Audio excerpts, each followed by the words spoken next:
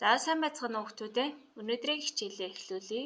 За өнөөдрийн хичээлийн сэдэв бол баримт материал судлах, бичих төлөвлөгөө юм аа. За баримт материалыг олон их үүсвэрээс хайж сурцгаая. За тэгвэл их сурвалж гэж юу вэ? Тодорхой орон зай, цаг хугацаанд болсон үйл явдал, ертөнцийн юмс үзэгдэл, үнэн бодит болохыг гэрчиж буй хөдөлгөөнгүй нотлохыг бүрдүүлэгч нь их сурвалж юм аа. За их сурвалжийг дотор нь түүхийн, анх дагч, хоёр дагч гэж нээж ангилж байна.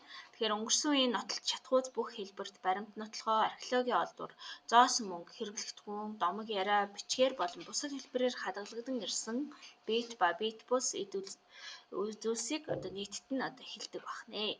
Тэгэхээр эдгээр баримт нотолгооны чанар, он цаг, бичиж тэмдэглэсэн ном зохиолын агуулга зэргээс хамаарат дотор нь анх дагч, хоёр дагч их сурвалж гэж ангилна.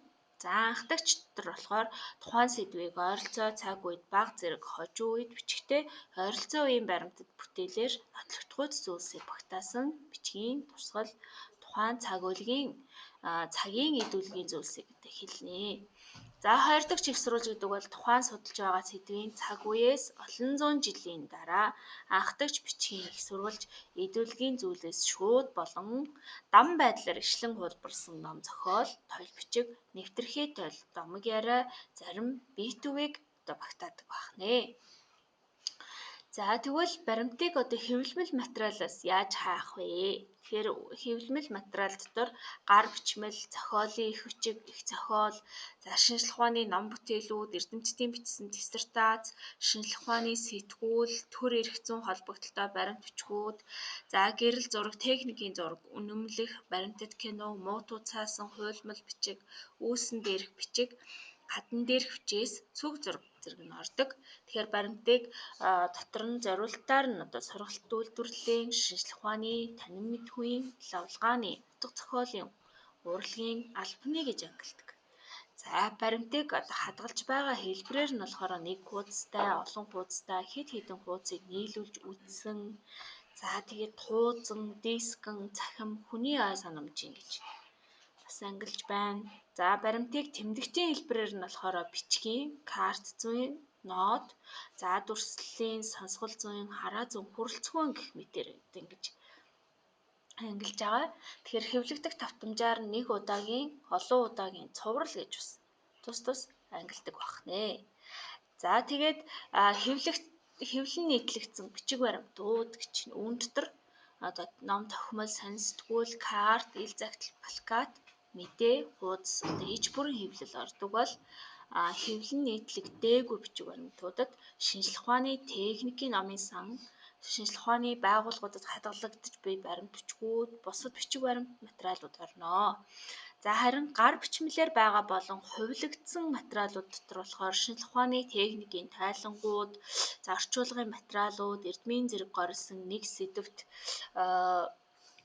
бүтээлүүд болон түүний хураангуй алгоритмын тодорхойлолт, за төслүүд, нөөцлөгдсөн гар бичмэлүүд, зохион бүтээх баримт зураг, хурал зөвлөгөөн, семинарын материал, за мэдээллийн картууд, туршилтын акт, протокол, оновчтой саналын тодорхойлолт, за тэгээ бүтээгдэхүүний үнэмлэх, барааны тэмдэгт, зөвшөөрлийн гэрчлэгээ, чанарын актууд зэрэг нь орно.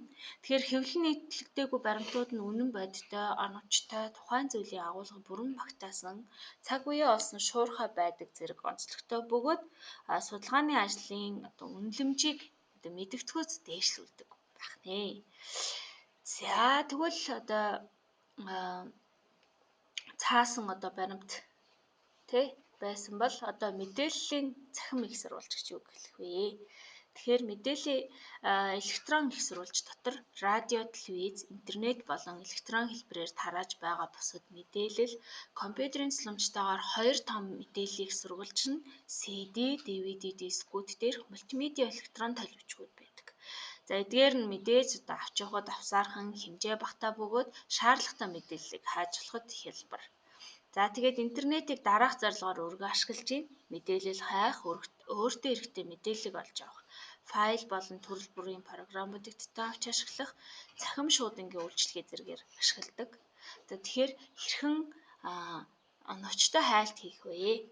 За үүнд нэгдүгээр сонголт хийх арга, тодорхойлт хайх арга, мэдээллийн вебсайтаа нь хайх арга, тоон хязгаар тогтоож хайх арга, хуудасныг гарчгаар хайх, текстийн оронд зураг оруулж Google-с хайлт хийх арга, за файлын төрлөөр хийх арга, хуудасныг гарчгаар хайх зэрэг арга байна. Тэгэхээр эдгээр аргуудыг дэлгэрүүлж үзэхийг хүсвэл одоо бичлэгээ зогсоогоод сайтар уншиж ойлгоорой хүүхдүүдээ.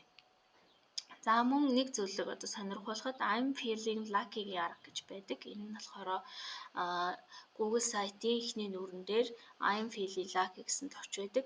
Үүнийг хайлт хийх үгнүүдийг оруулаад энийг дарах юм бол автоматар эхний одоо сайт руу орох ийм үүрэгтэй. За мөн тусгай тэмдэгтүүдийг ашиглах арга тус байдаг бахнэ.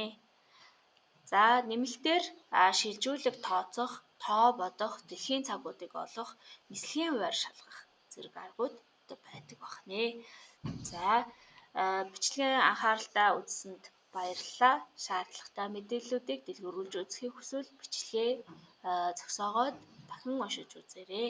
За анхаарал хандуулсанд баярлалаа. Дараагийн хичээлээр уулзцгаая.